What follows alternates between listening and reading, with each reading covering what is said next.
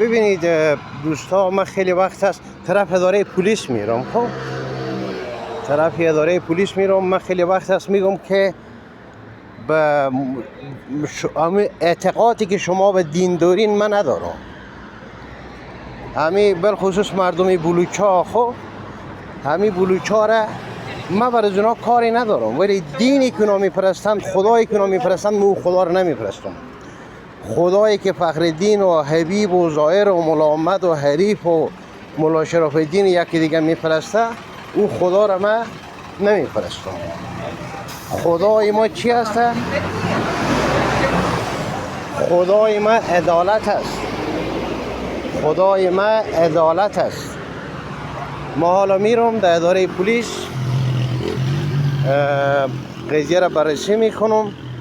بازم من تکرار میکنم، اون بیعقلای، اون جاهلایی که اونایی که به من توصیه میکنن که تو از این صرف نظر که شکایت نکو، اینا موجودات بیماری هستند. اینا موجوداتی هستند که اینا همه به مرگ هستند. کسی که همیشه قروته و اشکنه و یک لقمه نان خوش پیدا کردن نتونه، عقلی ازی چه کار میته؟ عقل مربوط به تلاش و سعی و غذا و دانش است. شما مرا نگوین که به من مشوره نتین. این مشوره های شما همگی باعث میشه که من کاملا با شما قطع رابطه کنم و من هیچ امیدواری هم نداشتم که شما به من مشوره های شما مؤثر باشه و هیچ به گپ های شما من اهمیت نمیدم. هیچ از شما کمک هم نخواستم. فقط مسئله بود که برای حل یک مشکل باید مرحله به مرحله پیش رفت. شما را من در پرسی میدیدم در بلوچا دو تا یک مسئله که به توافق نمیرسیدین، بیلا را میگرفتین، زنا یک دیگر ما زنی تو را بگایم، تو زنی مرا بگای. این داخل قیریه بین عبدالباری و ظفرالدین و صدها نفر دیگه در اونجا اتفاق افتاده که من دیدم.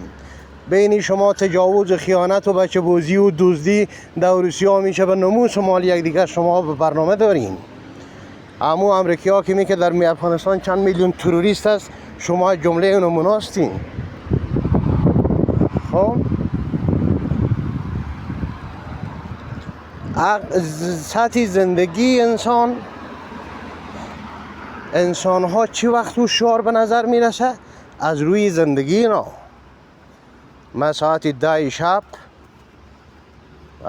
با جیبم پر از پول در مرکز شهر زندگی میکنم، به طرف اداره پلیس فیلمبرداری میکنم تا شما ثابت بشه که من عقلم بالاتر است. پس اگه تو هم غیرت داری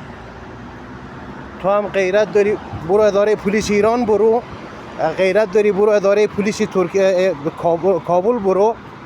همون لحظه من همونجا باشم میرم. پس یک چیز خیلی دقت کنید که وجدانهای خود شرمنده نکنید. یعنی این اداره پلیس هست، گلامده دیپورت میکنیم، مالی رو میگیریم، زندگی رو میگیریم و همه چیز رو از او میگیریم تا هوشیار بشه.